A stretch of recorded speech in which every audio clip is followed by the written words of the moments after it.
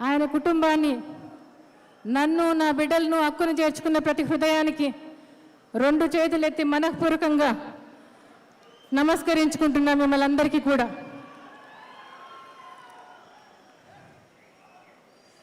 Party నిర్ణయం అయిన తర్వాత మొదటగా ఖమ్మం జిల్లా సభలో ఈ బిడ్డను నేను మీ చేతికి అప్పగించుకుంటున్నాను అని చెప్పి మీకు అప్పగించాను. ఎన్నో విమర్శలు, మరి ఆరోపణలు, సోషల్ మీడియా ప్రచారాలు ఎన్నెన్నో జరిగాయి.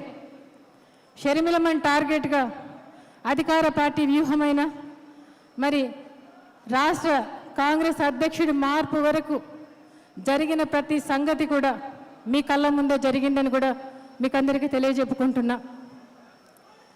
వైఎస్ఆర్ బిడ్డ రాజకీయాల్లోకి వచ్చింది అంటే మరి అధికార పార్టీ కానీ ప్రతిపక్ష పార్టీ కానీ వాళ్ళ వ్యూహాలు ఎందుకు మార్చుకున్నారు అనేది 4 మాటల్లో మీకు చెప్పదలుచుకున్నా నేను ఇవాళ.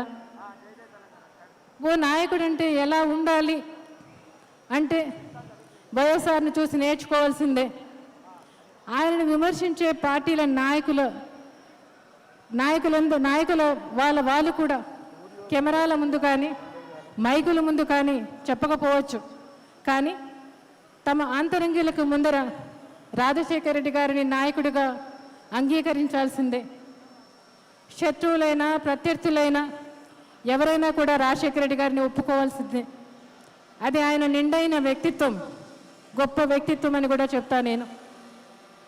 ఈరోజు కాంగ్రెస్ పార్టీ వారు ఎంతో ప్రేమతో రాజశేఖర రెడ్డి గారిని తమ పార్టీగా ఓన్ చేసుకుంటా ఉన్నారు. ఇవాళ నేను అడుగుతున్న వారిని 35 సంవత్సరాలు 40 సంవత్సరాలు ఆ పార్టీలో ఉంటూ ఆ పార్టీకి సేవ చేస్తూ మరి ఆ పార్టీకి జవసత్వాలు తెచ్చిన రాజశేఖర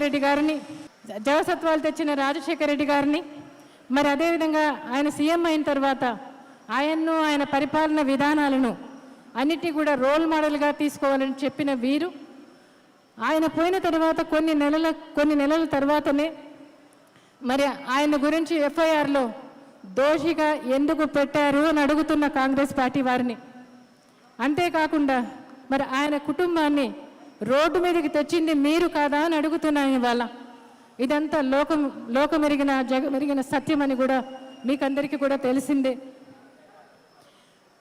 ఓ నాయకుడంటే ఓ నమ్మకం, ఓ నాయకుడంటే ప్రజల కష్టాలను గట్టెక్కిస్తారన్న ఓ భరోసా, ఓ నాయకుడంటే ఆప్యాయత, ఆత్మీయత, ఓ నాయకుడంటే నమ్మకంతో చిరునవ్వుతో మరి ఇచ్చే పలకరింపు, ఓ నాయకుడంటే ఎన్ని కష్టాలు వచ్చినా మిన్ను మీద పడినా మరి చెక్కు చెదరని ధైర్యం, ఓ నాయకుడంటే తన వారికి న్యాయం జరుగుతుందన్న నమ్మకం ఇచ్చే నాయకుడు, ఓ నాయకుడంటే తన వాళ్ళ వల్ల కష్టాలు నష్టాలు వస్తాయని తెలిసి కూడా వారిని వెనకేసుకొచ్చే తెగింపు, ఓ నాయకుడంటే కొండను ఢీకొట్టే సాహసం, ఓ నాయకుడంటే కేవలం అధికారం మాత్రమే కాదు మరి ఈ మట్టి మీద మమకారం, ఈ మనుషుల మీద మమకారం, ఓ నాయకుడంటే తన జీవితంలో జరిగే ప్రతి ఘటన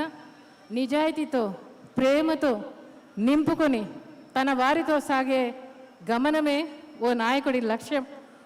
ఓ నాయకుడంటే మరి దార్శనికత, ఆయన రాష్ట్రం పట్ల దేశం పట్ల మరి గొప్ప విజనరీ కలిగి ఉండటం, మరి ఇవన్నీ కూడా మరి నాయకుడు ప్రజల బ్రతుకు కోరేవాడి నాయకుడికి మరణం అనేది ఉండదని కూడా మనం రాజశేఖర రెడ్డి గారిని చూస్తే తెలుస్తుంది మనకు. అంతేకాకుండా మరి రైతులైనా పేదలైనా మధ్యతరగతి వారైనా మహిళలైనా నిరుద్యోగులైనా విద్యార్థులైనా అనేక సామాజిక వర్గాల వారైనా ఏ వర్గం వారిని తీసుకున్నా వారిని సొంతంగా తీసుకొని వారి కష్టాలను వారి సమస్యలను మరి వారు తెలుసుకొని వారిని పరిష్కరించడమే నాయకుని లక్ష్యం. అంతేకాకుండా మరి నాయకుడు అంటే మరి వారందరి జీవితాల్లో మమేకమై వారి బ్రతుకులో కానీ వారి నడకలో కానీ వారితో ఒకరిగా కలిసి మమేకమై నడవడమే నాయకుని యొక్క వ్యక్తిత్వం అని కూడా మీకు అందరికీ కూడా చెప్తా ఉన్నా ఇవాళ. మరి అదేవిధంగా మరి ఏ వర్గాన్ని చూసినా ఎవరిని చూసినా కూడా కదిలిచ్చేది అదే ఉద్యోగ అవకాశాలు కల్పించడంలోనైనా, ఉద్యోగ అవకాశాలు సృష్టించడమైనా, మరి అదేవిధంగా మరి రైతులకు అండగా నిలిసే తనకు తానే మట్టి మనిషిగా ఆవిష్కరించుకోవడం అని కూడా చెప్తున్నా ఇవాళ. ఇవన్నీ కూడా తెలంగాణలో మరి ఎవరిలో ఉన్నాయని తెలంగాణ ప్రజలను అడిగితే, ఇటువంటి గొప్ప వ్యక్తిత్వం జీవితం ఎవరిదై ఉంటుంది అని అడిగితే వినపడేది కనబడేది వైఎస్ఆర్ వైఎస్ఆర్ వైఎస్ఆర్. వైఎస్ఆర్ తెలుగువారి గుండె చప్పుడు అని కూడా మీకు అందరికీ తెలిసిందే ఇవాళ. మరి అటువంటిది ఈరోజు మరి వైఎస్ఆర్ను మనమందరం తలుసుకుంటున్నాం, వారిని కనబరుచుకుంటున్నాం, తెలియపరుచుకుంటున్నామని కూడా చెప్తున్నా ఇవాళ. మరి రాజశేఖర రెడ్డి గారు ఈ గడ్డను ఎంతగా ప్రేమించారో అంతకంటే ఎక్కువగా ఈ గడ్డ ప్రజలు ఆయన్ను ప్రేమించారనేది వాస్తవం. రాజశేఖర రెడ్డి గారికి కానీ మరి తెలంగాణకు కానీ ఏ వివక్ష తెలియదు. మనిషికి మనిషికి ఆయన దృష్టిలో తేడా లేదు. ఆయన చెప్పేవారు ఎప్పుడు, నా ప్రస్థానంలో ప్రతి మలుపులో జనజీవనంతో నాది ముడిపడి ఉంది అని చెప్పేవారు. అదేవిధంగా ఆయన జీవించారు కూడా, జనం కోసమే జీవించారు. ఆయన జీవితంలో మేమెంతో మీరు కూడా అంతే అంతే ప్రాముఖ్యతగా ఉన్నిందని కూడా మీకు అందరికీ చెప్తున్నా.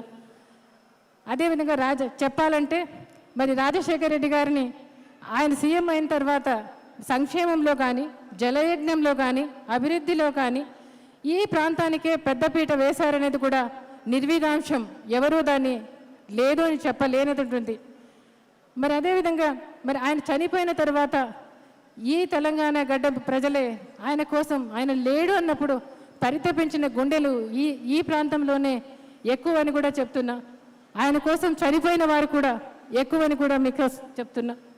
ఈ ప్రాంతంలోనే రాజశేఖర రెడ్డి గారు మరి ఆ విధంగా ఉన్నారు. ఎంతమంది రాజశేఖర రెడ్డి గారికి మోసం చేసినా, కుట్రలు చేసినా తెలంగాణ ప్రాంతం ప్రజలు మాత్రం మరి వారి మంచితనాన్ని పోగొట్టుకోలేదనే చెప్తా నేను ఇవాళ.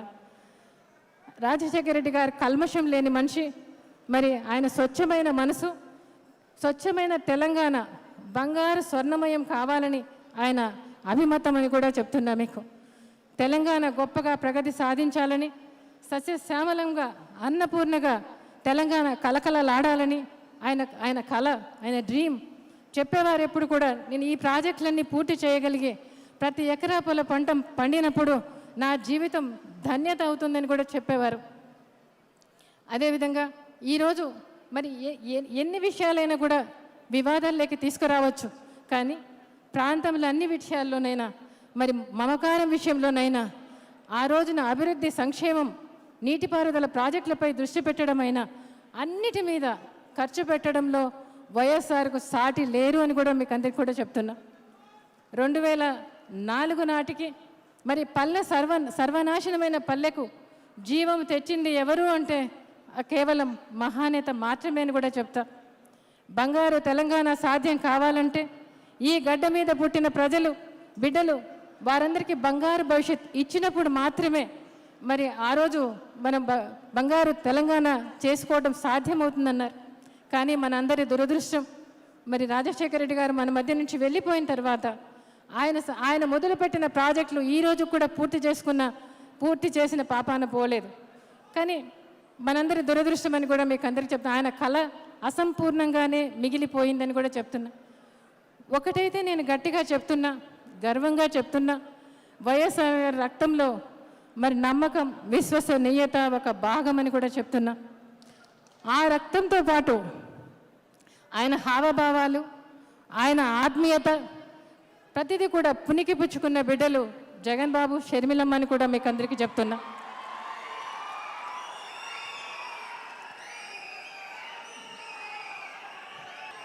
జగన్ బాబు అయినా, షర్మిలమ్మ అయినా పట్టుదలకు, చిత్తశుద్ధికి వాళ్ళ నాన్నకు వారసులని కూడా చెప్తున్నా.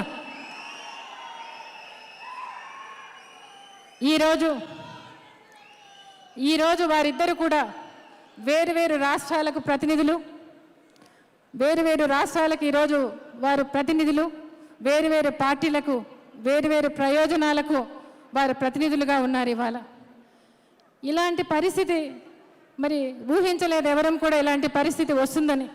కానీ ఇది దైవ నిర్ణయముగా ప్రజలకు మంచి కోసం, ప్రజాహితం కోసం జరిగే కార్యక్రమంగా నేను భావిస్తున్నాను. తెలంగాణలో ప్రతి అంగుళము, తెలంగాణలో ప్రతి ఒక్క నిండైన హృదయం వైఎస్ఆర్ను మరి గుండెల్లో పదిలంగా పెట్టుకున్నారని కూడా మీకు అందరికీ చెప్తున్నా. ఒక ఆడబిడ్డ రాజకీయాల్లోకి వచ్చిందంటే చులకనగా చూస్తే భయపడాల్సిన పని లేదు. మరి అదేవిధంగా సింహం లాంటి నాయకులకు ఏ జెండర్ కూడా అడ్డు రాదని కూడా మీకు చెప్తున్నా ఇవాళ. అదేవిధంగా మరి ఈరోజు షర్మిలమ్మ ఈ ప్రాంతంలోనే, మరి ఈ ప్రాంతం తెలంగాణ గడ్డ మీద అసలైన నాయకురాలుగా పుట్టిందని కూడా మీకు చెప్తున్నా ఇవాళ. అది వాళ్ళ నాయన జయంతి రోజు మరి ఈరోజు నాయకురాలుగా తెలంగాణ గడ్డ మీద పుట్టింది. అంటే నాయకురాలుగా తెలంగాణ గడ్డనే ఆమెకు పుట్టినిల్లు. ఈ ప్రాంతంలో పుట్టలేదన్న వివాదానికి తావే లేదని కూడా మీకు అందరికీ మనవి చేస్తూ ఉన్నా ఇవాళ. షర్మిలమ్మ మీ రాజన్న ముద్దు బిడ్డ. షర్మిలమ్మకు వాళ్ళ నాన్నంటే ప్రాణం, షర్మిలమ్మకు వాళ్ళ నాన్నంటే లోకం. అదేవిధంగా రాజశేఖర రెడ్డి గారు కూడా ఆమెను చాలా ముద్దుగా, చాలా ప్రెషియస్గా, ప్రిన్సెస్గా ఆమెను పెంచుకున్నారు. ఆమె ఈరోజు రాజకీయాలకి రావాల్సిన పని లేదు. కానీ వాళ్ళ నాన్న ఆశయాలు, వాళ్ళ నాన్న కలలు సాఫల్యం చేయాలని, ఏదైతే అసంపూర్ణంగా మిగిలిపోయినాయో అవన్నీ కూడా పూర్తి చేయాలని ఈరోజు ఆ బిడ్డ మీ ముందుకు వస్తుందని కూడా మీకు అందరికీ చెప్తా ఉన్నాయి ఇవాళ.